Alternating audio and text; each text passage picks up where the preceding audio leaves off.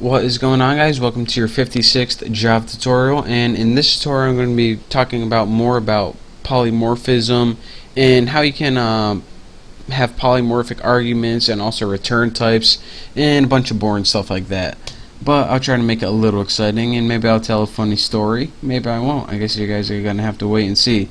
If you've been following my tutorials, the first thing you probably noticed is I made a new class called Fatty. And we need to build this class to demonstrate what Fatty can do to food, tuna, and pot pie. If you haven't guessed, he's going to be eating these classes, because fatties love food, tuna, and pot pie. Trust me, I know firsthand. I'm fat. I love them. So we made this Fatty class. Now let's go ahead and make a simple method in here. It's going to do public void digest, which pretty much means eat. But we can't have eat tuna because eat is already method in here. So we're going to have digest, and as a parameter is going to take a food object. So let's go ahead and type food x, and now we can go ahead and do something with that object. Let's tighten that up a bit. That's what she said. So now we're going to pass in a food object, and when we pass in a food object, we're going to take that object, which is now named x, and we're going to call the eat method to that, and bam, that's all we're going to do. So here's what we can do right now. For example, if we had a food object named Bucky, we can pass in the name Bucky, and then it's going to say, alright, whenever we call Bucky.eat, it's going to say this food is great. So whenever we pass in a food object, it's going to call that food method, which is eat right here. But what you didn't know, or maybe you did if you know Java, what you didn't know is anytime you can pass in a food object, you can also pass in objects of its subclass. For example, you can pass in tuna and pot pie. So since this object, or excuse me, this method has the privilege of accepting a food object as its argument, it can also accept any subclasses such as tuna and pot pie. So, oh, what'd you say? You don't believe me? Well, let me just go ahead and prove it right here. Let's go in our main apples method, and let's go ahead and start making some objects. Let's go ahead and make a fatty object, and we'll name it Bucky because that's me and I am fat. We'll say equals new fatty with no parameters. So what we did here is we created a fatty object named Bucky.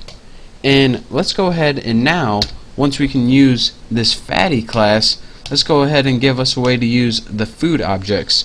So let's go ahead and create food. We'll create FO for food objects equals new food. And why do we need to create a food object? Because, first of all, put your semicolons. Get out of my way, box. That's what he said. And I crack myself up sometimes. And why did we need to create this object for food? Well, because this method takes an argument that's a food object, so that's why. So now let's go ahead and call this. With our fatty object, which is Bucky, because I'm fatty, we'll put Bucky.eat right there. And now let's go ahead and as our argument, remember, or excuse me, that's digest, isn't it? And as our argument for the digest method in our Bucky object, it takes one food object. So we only have this object right here, FO. So let's go ahead and pass that in and see how it works. Okay, run that baby. And it says, this food is great. Wow, that food must be great. Wonder what it is. Probably double cheeseburgers, you fat piece of oh, sorry. And anyways, now you pretty much know how you can pass in objects in the methods. But wait, Bucky, you said that you can pass subclasses in as well. Well, I didn't lie. Anytime you can pass a food object in as a method, as an argument, you can also pass the subclasses, which are in this case tuna and pot pie. So for example, we have this fatty digest method that takes a food object as its argument, but food also has the subclasses of pot pie and tuna. So let's go ahead and make a food, let's name it PO equals new food. Get out of here, and bam, just like that. So not only can we pass in this superclass of food object, we can also copy this because we're lazy, and we can also pass in this object PO, which would be the pot pie. So let's go ahead and run this, and it'll be new pot pie like that. And let's run it and see what we got.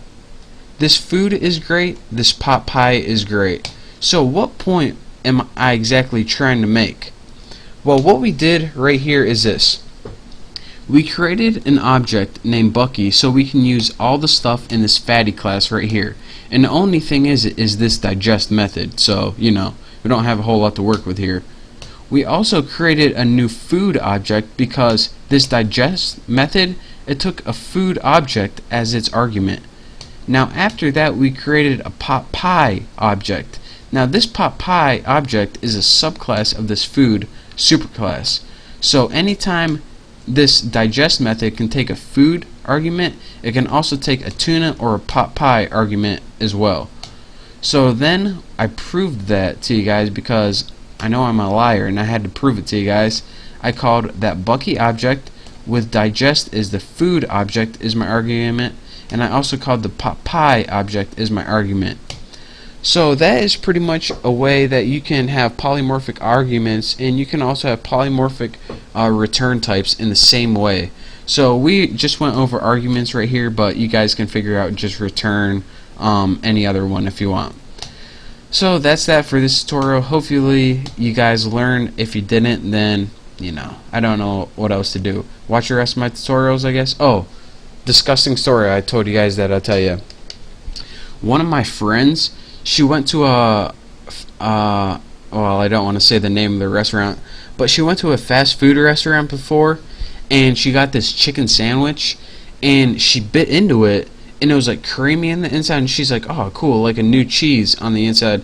Must be like a cheese filling or something like that. It tastes like blue cheese or something. Well, anyways, she ended up getting food poisoning, and they found out that in the center of the chicken, it wasn't a filling, it was actually pus in the center of the chicken. So when she bit into it, pus burst out, and she thought it was filling, and she just ate it anyways, and yeah, she got food poisoning.